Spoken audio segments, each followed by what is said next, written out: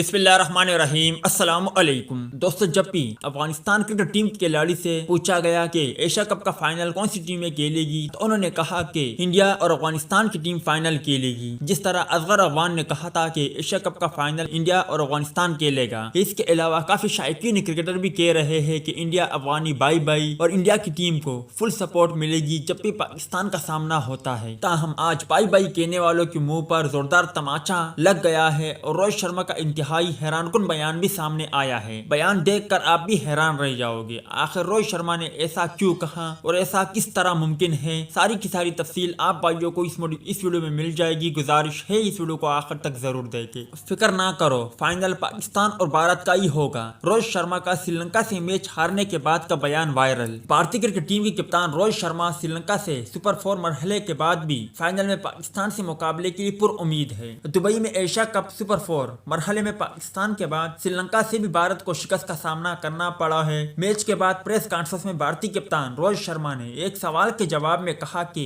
فکر نہ کرو، پاکستان اور بھارت کا فائنل ہوگا۔ انہوں نے مزید کہا کہ میچ ہارتے ہیں تو گڑبڑ لگتی ہے، مگر شکست کے باوجود ڈریسنگ روم کا ماحول اچھا ہے۔ صحافی نے اس دوران روہت شرما سے ایشیا کپ کے فائنل سے متعلق سوال پوچھا تو بھارتی کپتان نے جواب دیا، پاکستان اور بھارت کا فائنل ہوگا، فکر نہ کرو۔ اور یہ یقینی طور پر ان افغانیوں کے منہ پر تماچا ہے جو کہتے ہیں کہ انڈیا افغانی بھائی بھائی اور ہر وقت انڈین ٹیم کے سپورٹ میں لگے ہوتے ہیں۔